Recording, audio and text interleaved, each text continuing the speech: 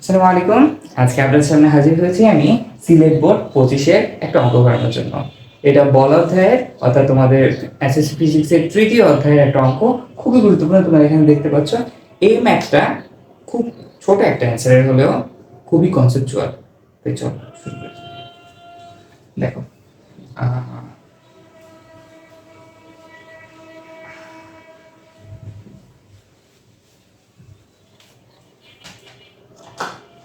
আমি এখানে লিখে রেখেছি। আচ্ছা, এখানে দুটো বস্তু আছে। হ্যাঁ, দুটো বস্তু আছে।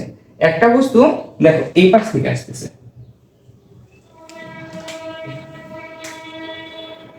এই একটা বস্তু এই বস্তুটা এখানে আসতেছে। কত বেগে? কত? 20 ms ইনভার্স 2, 20 ms ইনভার্স 1। আর ভর কত? 600 কেজি। KG 600 KG. আবার এখান থেকে একটা বস্তু আসতেছে বি, এটা এটার এটা কত? 10 ms ইনভার্স 1 বেগে আসতেছে। আর ওজন কত? 400 কেজি। আচ্ছা, 400 কেজি। এই দেখো এখান থেকে এখানে দূরত্ব এটা হচ্ছে কত? 300 মিটার। এখন এখন আমাকে জিজ্ঞেস করছে কি যে একটা কথা বলে দিচ্ছে এখানে, বস্তুদ্বয় এই বস্তুদ্বয় সংঘর্ষে পর মিলিত হয়ে এই যে এই বস্তুর যেদিকে যাচ্ছে অর্থাৎ এই দিকটা, এই বরাবর দুটো বস্তু মিলিত হয়ে যাওয়া শুরু করবে। অর্থাৎ এই যে দুটো বস্তু ধরো এটা যাচ্ছে, হ্যাঁ, এটার সাথে এটা সংঘর্ষ হইলো। সংঘর্ষ হওয়ার পরে ওর গতি বেশি। এখন লব্ধি গতি অর্থাৎ মোট মোট যে গতিটা আসে, মোট যে গতিটা আসে সেটা, এখন এটা যেটা মিলিত হইলো যা শুরু করলো এই পাশে। এখন এটাই বলছে মিলিত বেগ হচ্ছে এটা এই দিকে, এর দিকে। আচ্ছা দেখো, এবার বলছে কি যে কত সময় পর বস্তুটার সংঘর্ষ হবে। এখন আমি এই আগে একটা কথা বলি যে আমি বলছিলাম যে যখনই দেখবা যে তোমার ত্বরণ, এটাকে দেখো ত্বরণ উল্লেখ করছে, ত্বরণ, ত্বরণ উল্লেখ করে নাই মানে ত্বরণ নাই, ত্বরণ নাহি হ্যাঁ, কি করব? এই সূত্রে বসাবো, সমবেগের সূত্র অ্যাসিডিটি। ত্বরণের কথা না বললেই ব্যাস এই সূত্রে বসে দিই। আর ত্বরণের কথা থাকলে এইটা বাদে বাকি যে তিনটা সূত্র আছে ওগুলোর কথা চিন্তা করবা। ঠিক আছে? যে সময় বলবো ত্বরণ নাই, এই জায়গায় তো ত্বরণের কথা উল্লেখ করে নাই, তার মানে ত্বরণ নাই। আচ্ছা, তখন আমি এই সূত্র ব্যবহার করব। দেখো এখন ধরো এই দূরত্বটার মধ্যে, এই যে দূরত্বটা, এই দূরত্বটার মধ্যে এই দুজন এই জায়গায় গিয়ে এদের কি হলো? কোলোসিয়াম হলো, অথবা এদের সংঘর্ষ হইলো এই জায়গায়, এদের সংঘর্ষ হইলো হ্যাঁ, এটা যুক্তরাষ্ট্র, এটা ইরান। ঠিক আছে, সরি, এটা ধরো ইরান, এটা যুক্তরাষ্ট্র। হ্যাঁ, এটা ইরান, এটা যুক্তরাষ্ট্র। হ্যাঁ দেখো, এটা এই দিক দিয়ে আসতেছে, এটা এই দিক দিয়ে আসতেছে। আচ্ছা, এখন এই জায়গায় তাদের সংঘর্ষ হইলো কোন জায়গায়? এই জায়গায়। এখান থেকে এখানে আবার ও কতটুক জায়গা অতিক্রম করছে? ও এখান থেকে এইটুক জায়গা অতিক্রম করছে। ও কতটুক জায়গা অতিক্রম করছে? ও এখান থেকে এখানে। ও এখান থেকে এখানে আর ও এখান থেকে এখানে। বুঝছো?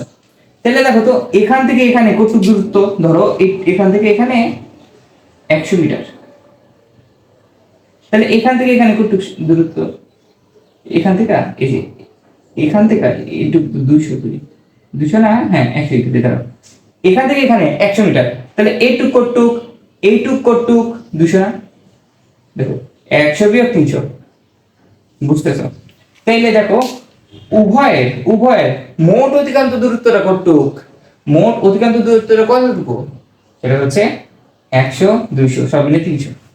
এই 300টাই ওদের মোট অতিক্রান্ত দূরত্ব। এই জিনিসটা আমার প্লাস পয়েন্ট। এখন দেখো কি করব। আমার দেখো প্রথম বস্তুটা, এই যে প্রথম বস্তুটা দেখো তো, এই প্রথম বস্তুর কথা যদি চিন্তা করি, ওর অতিক্রান্ত দূরত্ব কত হবে? এটা যদি x ধরো, ওটা হবে x is equal to v1, এটা মান v1 ধরি, এটা সমান v1 ধরি, v1 is equal to কত 20, সরি এখানে ইকুয়াল টু দিব না, ইনটু t। উভয় কিন্তু একই সময়, দেখো আমি ব্যাপারটা বুঝাই যে এরা দুজন আছে, এখন এরা দুজন এই যে আস্তে আস্তে এই জায়গায় যায় সংঘর্ষ হলো, হ্যাঁ সংঘর্ষ হলো। এখন এরা তো একই সময়ে এসে সংঘর্ষ হবে, নাকি ভিন্ন ভিন্ন সময়? তো ও এই সময় এখন এই জায়গায় আছে আর ও এখন এই জায়গায় আছে, সংঘর্ষ হবে না? একই সময়ে এসে আসা লাগবে। তাই টিটা আমি আর T1 T2 এই বড় হাতে টি ছোট হাতে টি এত চিন্তা করে একটা টি বসা দিবা। আর এই জায়গায় তাহলে ওর অতিক্রান্ত দূরত্ব কতটুক একটুক, তাহলে ওর অতিক্রান্ত দূরত্ব কতটুক, এটা ধরো v2, হ্যাঁ, তো x ইজ x, ওর কিন্তু x না, ও x দূরত্ব অতিক্রম করলে ও কতটুক দূরত্ব অতিক্রম করছে 300 বিয়োগ x, 300 বিয়োগ x, তাহলে এই 300 বিয়োগ x সমান কতটুক v ইনটু, দেখো v ইনটু v1 v2 এটা v2 ধরলাম, এটা v2, এটা v2 into t into t। আচ্ছা, তাহলে এবার একটা জিনিস খেয়াল করো, x is equal two v1 into t, হ্যাঁ, আর এটা হচ্ছে প্রথম বস্তু রেখেছে এবং পরের বস্তু রেখেছে, এই জায়গায় x আছে, x টাকে এই পাশে নাও, এইটুকু এই পাশে নাও, তো কত থাকে x ইজ ইকুয়াল টু, আমি তোমাদের একটু বোঝাই, দেখো 300 বিয়োগ x is equal two v2 into t, এখন x টাকে এই পাশে নাও, আর v2 t টাকে এই পাশে নাও, অর্থাৎ কি হয়ে যায় x এই পাশে প্লাসে মাইনাস আছে, এই পাশে গেলে প্লাস, আর এটা এই পাশে গেলে মাইনাস, ইজ ইকুয়াল টু কি হয় 300 বিয়োগ v2 ইনটু t। এইটা আর এটাও x, তোমাদের একটা জিনিস খেয়াল করো, x ইজ ইকুয়াল টু যদি 2 হয় আর y ইজ ইকুয়াল টু যদি 2 হয়, তাহলে আমি কি বলতে পারি x is equal two y না, বলতে পারি x is equal to 2, y is equal to 2, মানে কি x is equal to y is equal to 2।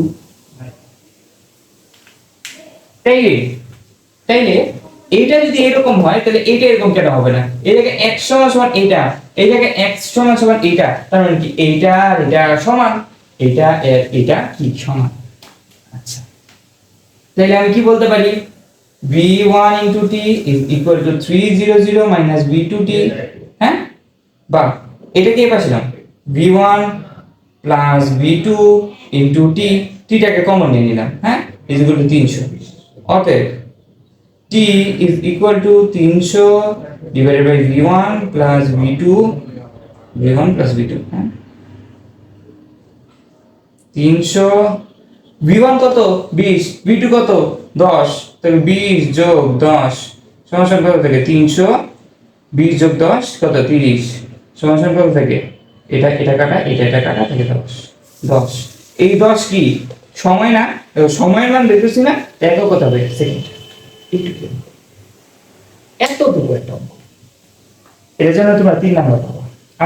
আবার এই ম্যাথটাকে আরো ছোট করে করা যায়, কিভাবে জানো, আচ্ছা দেখো, ও ধরো এই যে আমি ধরলাম যে এখান থেকে এই পর্যন্ত ও s অফ a দূরত্ব অতিক্রম করছে, আর ও অতিক্রম করছে s অফ b দূরত্ব, তাহলে এই s অফ a, ও যে দূরত্ব অতিক্রম করে সংঘর্ষে লিপ্ত হয়েছে আর ও যে দূরত্ব অতিক্রম করে সংঘর্ষে লিপ্ত হয়েছে, এই দুটোর যোগফল কত,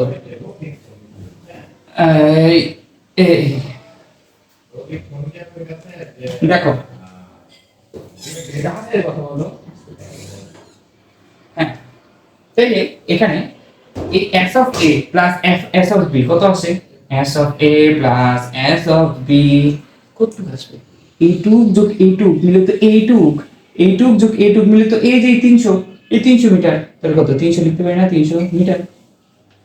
যখন সমীকরণ করবা তখন এই যে এককটা লেখা রাখবে, বা s of a plus s of b, দেখো তো s ইজ ইকুয়াল টু কি শিখছি bt, তাহলে s অফ a জায়গায় কি v1 into t plus s of b জায়গায় কি v2 into t is equal to 300, হ্যাঁ 300, বা এখানে t কমন নাও, v1 plus v2 is equal to 300,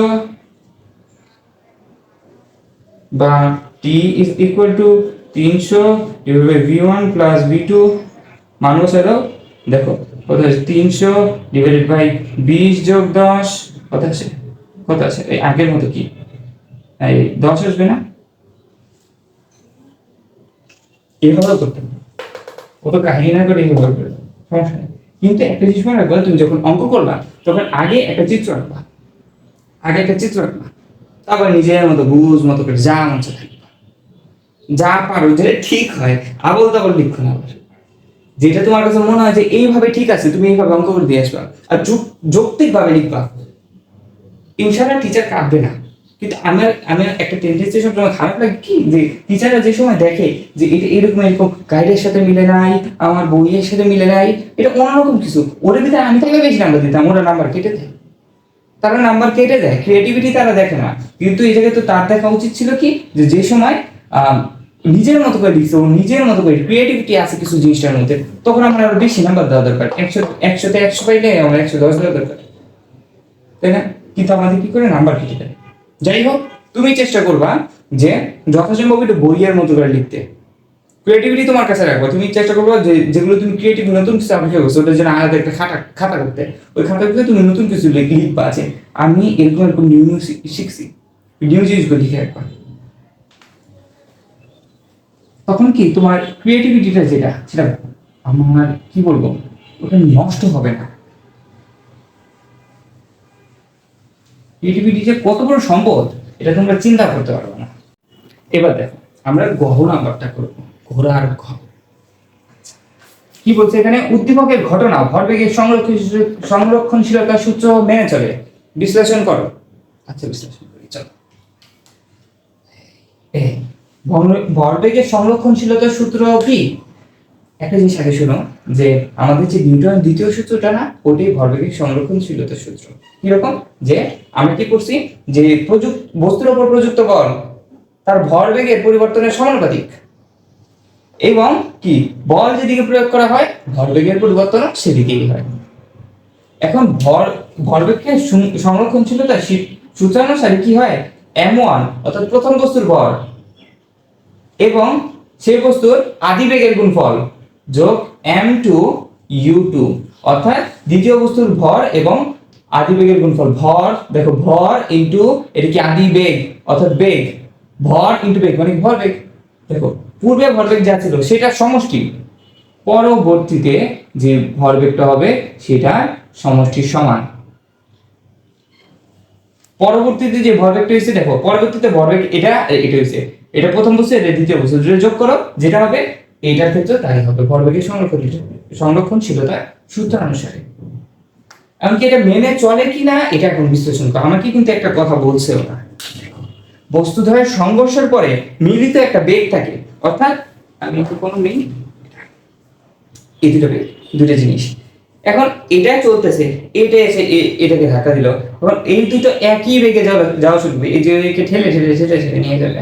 এখন ও ওকে 8 m^1 বেগে ঠেলে নিয়ে যাচ্ছে, এটা ধরো এ, এটা ধরো বি, এটা 8 m^1 বেগে ঠেলে নিয়ে যাচ্ছে। আচ্ছা, তাহলে তাহলে তাদের মিলিত একটা বেগ আছে, অর্থাৎ এই দুজনের ভিন্ন ভিন্ন বেগ নাই, দুটো জিনিসের ভিন্ন ভিন্ন বেগ নাই।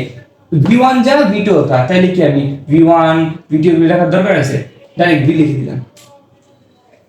বাহ, মিলিত যখন বেগ থাকবে তখন তোমরা এই যে এরকম ডাইরেক্ট একটা সূত্র বসাই দিবা, কি যে v into m1 plus m2।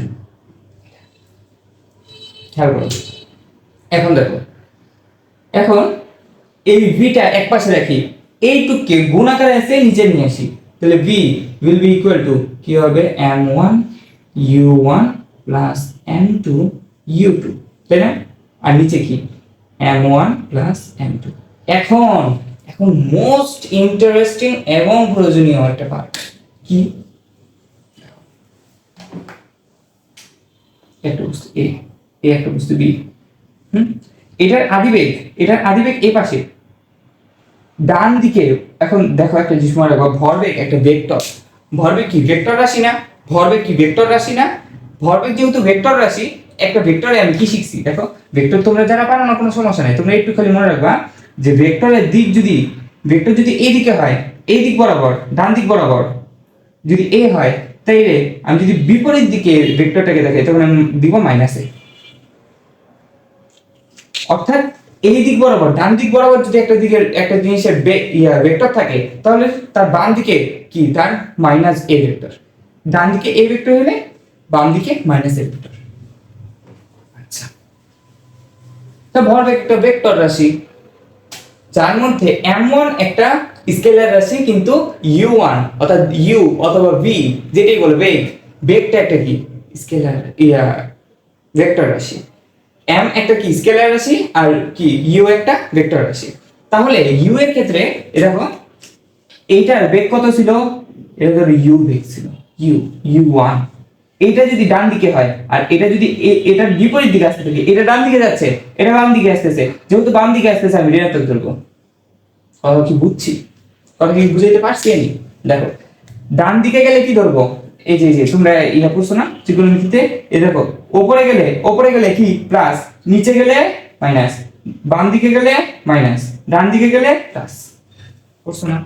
এইটাই। তো এটা ডান দিকে যাইতেছে আর এটা বাম দিকে আসতেছে। এইটার বেগটা যদি কি হয় পজিটিভ হয়, এটার বেগটা কি নেগেটিভ।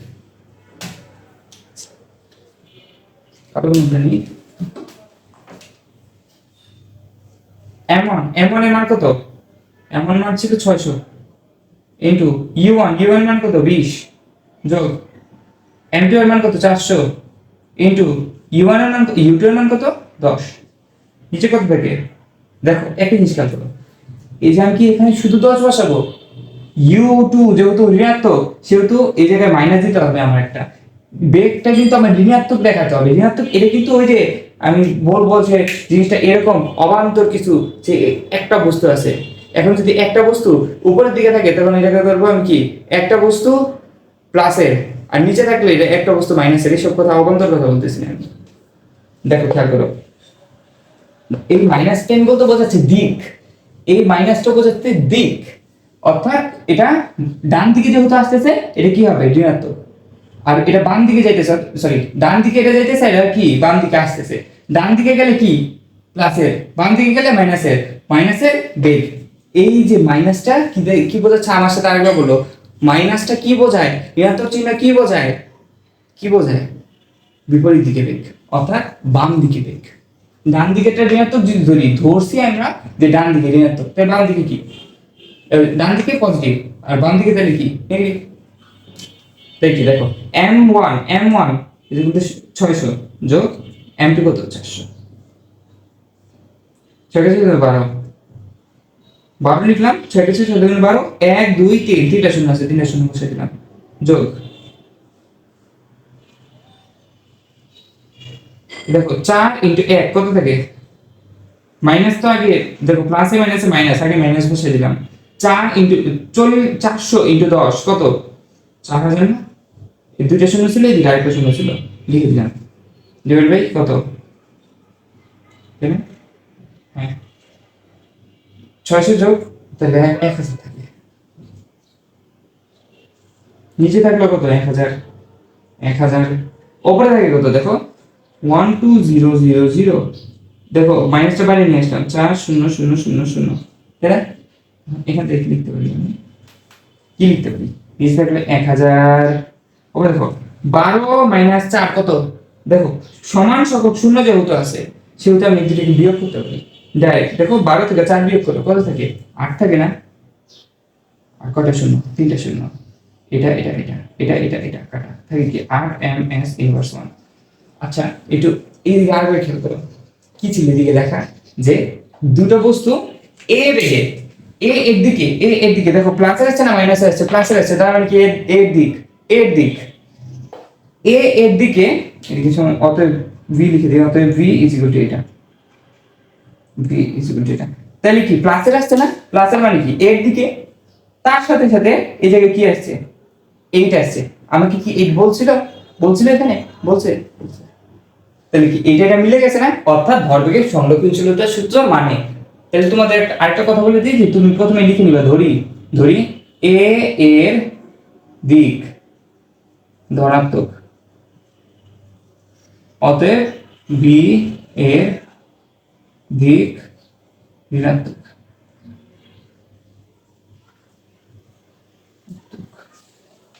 এই কথাটা লিখে দিবা, কি শেষ আমার অঙ্ক। আজকের জন্য এতটুকুই রইল, এর পরবর্তী সাথে দেখা হবে তোমাদের নতুন কোনো একটা সিকিউ সলভ নিয়ে। আজকের মতো এখানে বিদায় নিচ্ছি, ধন্যবাদ।